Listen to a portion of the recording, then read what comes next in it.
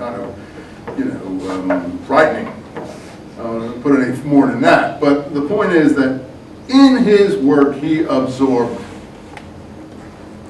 the Christian anti-Semitism that had already been passed down to him. That was not revealed to him by an angel, I can tell you that. That was in documents that were either preached, taught, or which he encountered. That is that the Jews killed all of the prophets. That is the worst accusation. And you hear every Muslim say that too. And Christians who read Scripture say it too. Oh, the Jews killed all of the prophets. How many have heard that? Yeah. Well, it's in the Quran around 6 times. And it didn't come from Gabriel. Like if you say, oh my God, Professor Eisenman, that's blasphemy.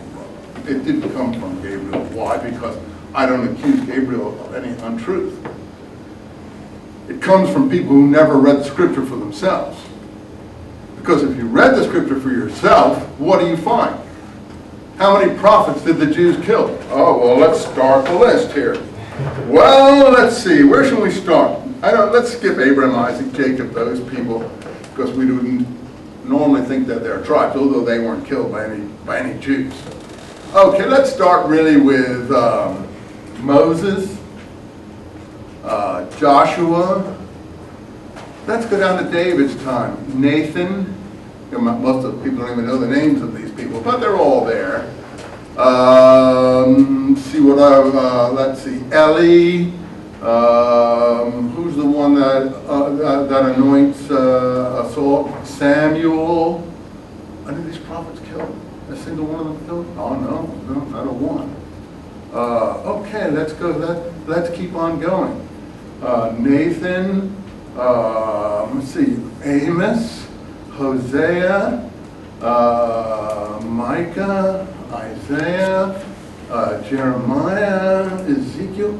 Any prophets that we can verify that were killed by any Jewish people? No, not a single one. Where does this accusation come from? Oh, just the Scripture that is trying to say Jesus and John the Baptist are prophets and the Jews supposedly killed them. But even in those 2 cases, we'll find out that the Jews didn't kill either one of them. So, I mean, it could be that they have some involvement of certain Jewish party internecine strife in some of those situations. But anyway, you just go right down the list. Only one prophet, there's a rumor that Zechariah was killed, not clear, on the Temple Mount between sanctuary and altar for some reason. That's in the apocryphal literature. It's not in the straight biblical literature. That's the only one. So this thing, the Jews killed all of the prophets, what is that? I'm sure if you asked Mel Gibson about that, he would say that too. It comes right out of Scripture, New Testament Scripture, moving its Greek intellectual idea of what the Jews did, and nothing whatever to do with historical reality. Even if you include John the Baptist and Jesus, even if you include, that's not all of the prophets, not even a fraction of them.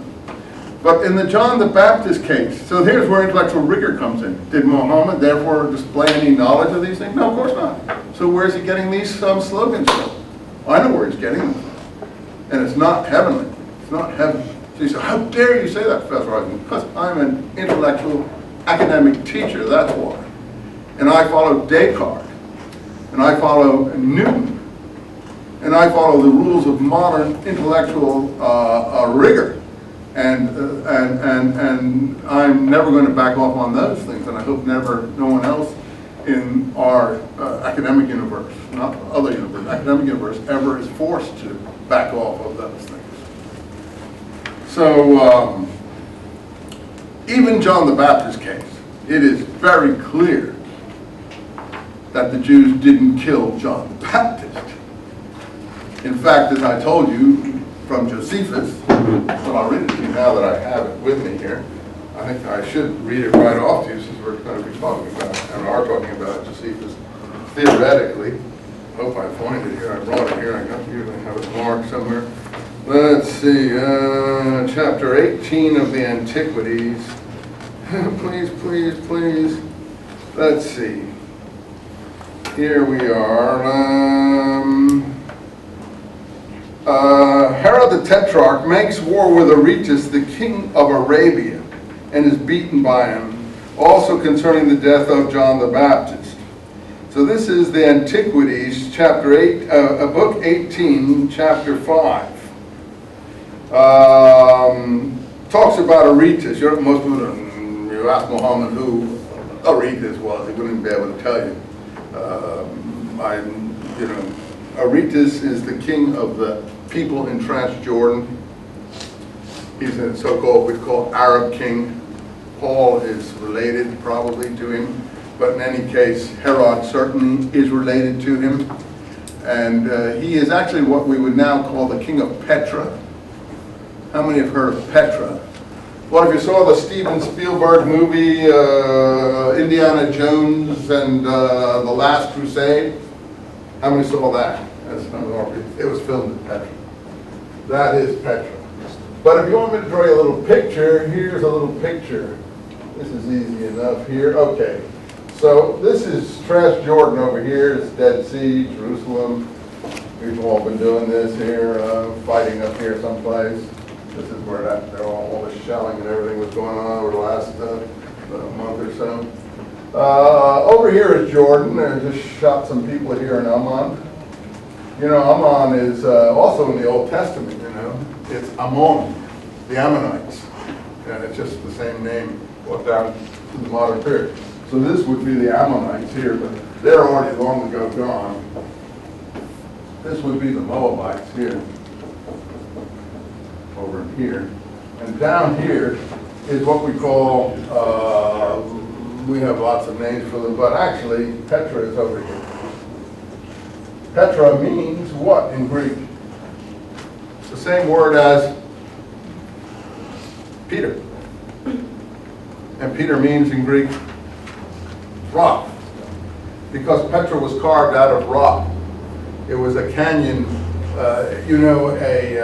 had been washed out by a river or whatever you want to call it between two cliff sides, and it made a perfect sort of defense place for caravan stops.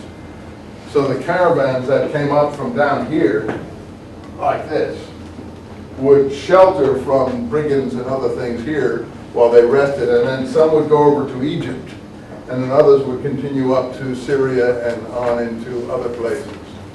So it was a perfect sort of stop-off place after a grueling ride across the desert. And the people who controlled it got rich from that because they charged a stopover fee for anyone who was there. They had to pay. And so out of those proceeds, they built these beautiful rock